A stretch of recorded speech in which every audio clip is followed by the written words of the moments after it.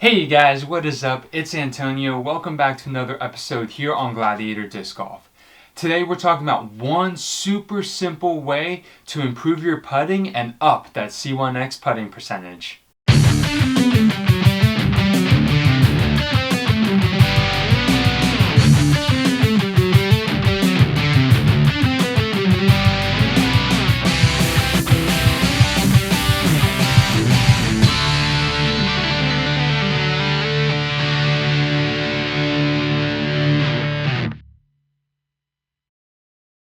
If you're brand new to my channel, I want to welcome you. Thank you so much for coming and stopping by.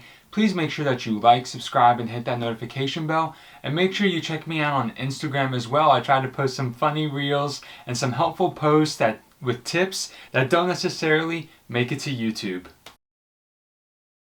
In the world of putting, there are a lot of ways that you can improve.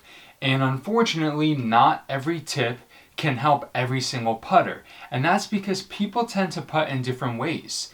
You know, when you look at when professionals are driving off the tee, there might be some variation with their drives or their approach shots, but over and above all, drives and throws are typically pretty similar. Putting, on the other hand, is very different. You have hundreds of different putting forms. Now, in the world of putting, you have really spin putting and push putting. And those are the two main forms of putting. You kind of have something in between called spush, all right? And that's kind of a combination of both the spin and push putt. But you mainly have spin and push putt. And the reason I say that you have all these tips and they don't help everyone is that because those two forms of putting are very different. But the tip that we're talking about today impacts every single style of putting. And here's the tip. When you go to putt, at your release point, whether you're a spin putter or a push putter, your arm and your hand need to be directly in line with the middle of the basket. And honestly, if you're a right-hand putter like myself, in line with your right eye. If you're a left-hand putter, it needs to be in line with your left eye with the middle of the basket. And that's basically it. It's a fairly simple tip. It's a pretty foolproof way of improving your C1X percentage. And yet, a lot of people don't do it. Why? When we go to putt, a lot of people swing out a little bit more. As you're seeing in these clips here, when I'm swinging out on my release, my eye is aiming at the middle of the basket. But my arm and my hand are actually aiming, in a sense, to the right side of the chains. Now, I know we have this thing in disc golf called pro side and am side of chains, but at the end of the day, you ask anyone where they want to hit on the basket, and it's always dead center. So, for all intents and purposes, who cares about pro side and am side? We need to be trying to hit the middle of the chains directly in front of us. So if our arm is coming out wide like we're seeing here, then that's a misalignment between our eye, our body position, and our release point with our arm and hand. So the best way to fix this is to bring that arm and hand in and really have it come out in line with our eye. One thing you're going to see, as you're always seeing in the camera here, is that when you're doing that, your shoulder is almost kind of coming up to your chin. Now, you're not hitting yourself. If you are hitting yourself with your shoulder on your putt, you're either looking too far down or like you're swinging up to the left, which isn't a good putt either. But you're going to feel it coming up closer to your face when you do this. And this is going to put you directly on line with the basket. Now here's the thing, when we're talking about this putting tip, it doesn't matter what kind of putter you use. You know, there are really three types of discs, therefore three types of putters: understable, stable, and overstable.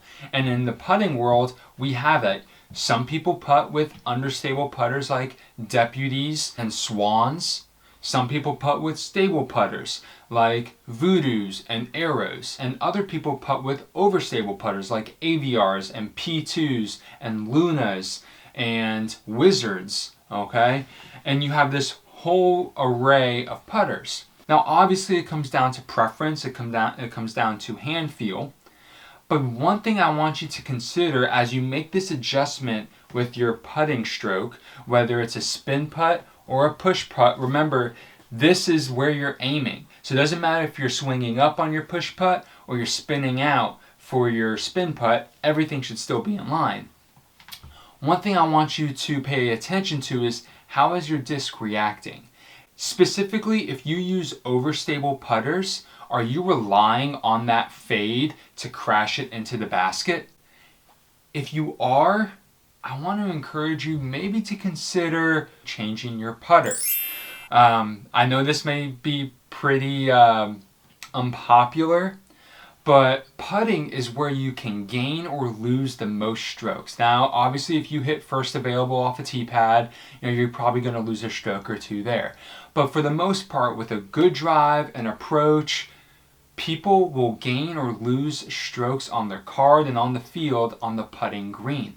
And if you're relying on a disc to fade to hit the basket every time, well, guess what's going to happen? As it continues to fade and hit the basket, it's going to become less stable. So it's going to start putting straighter for longer. And now all of a sudden that fade you were relying on isn't there. Whereas if you're always putting straight at the basket and using that fade to help you put some torque and spin behind the disc, all of a sudden it doesn't matter necessarily how beat in the putter gets, it will continue to fly straight. One really cool thing that you're going to find if you decide to change putters to something less stable is that you're not going to have to put nearly as much torque on the disc. You're not going to find yourself putting as hard because the disc isn't going to require as much spin and torque to get where it's going. So I hope you guys found this helpful. The one main tip that we talked about today was getting that arm in line with where you're putting.